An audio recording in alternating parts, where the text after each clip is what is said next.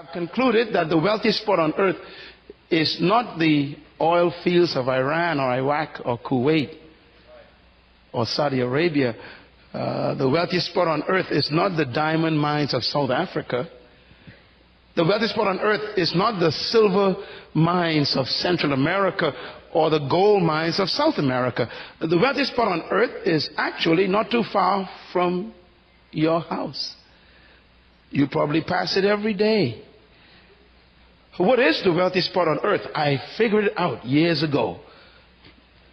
The wealthiest spot on earth is the cemetery, the graveyard. You may ask, why is the graveyard so wealthy? Because in the cemetery are books that were never written. The graveyard is filled with music that no one has ever heard.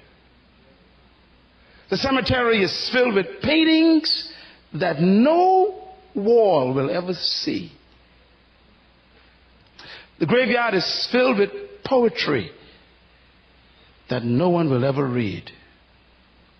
What a wealthy place. The cemetery is filled with businesses that will never open.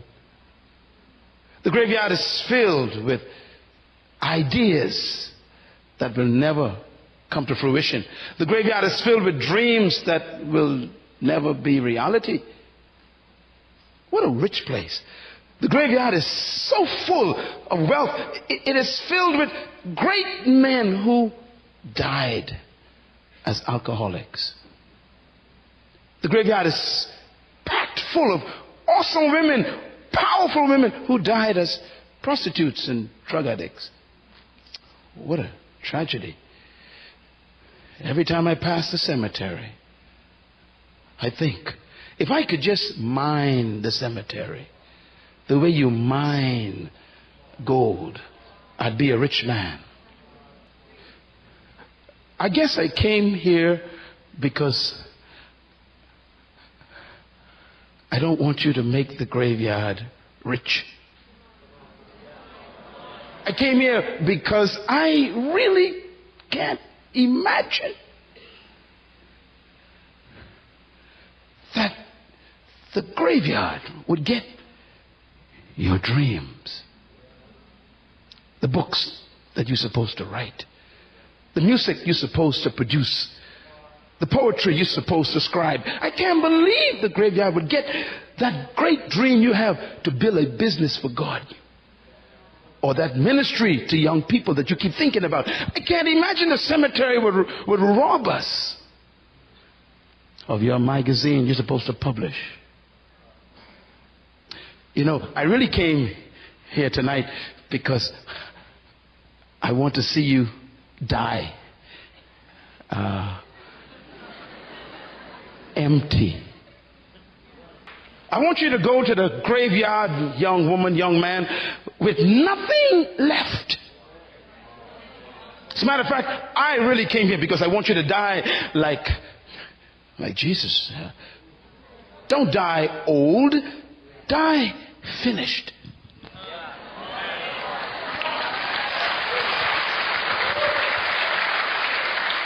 I don't want you to die with nothing left. Go to the graveyard as an empty carcass. Die like my friend, the apostle Paul. Paul says, I am finished my cause. And then he says, I have been poured out like a drink offering. Every drop of me is finished. He says, therefore, I am ready to die. You should not die until there's nothing left for you to do.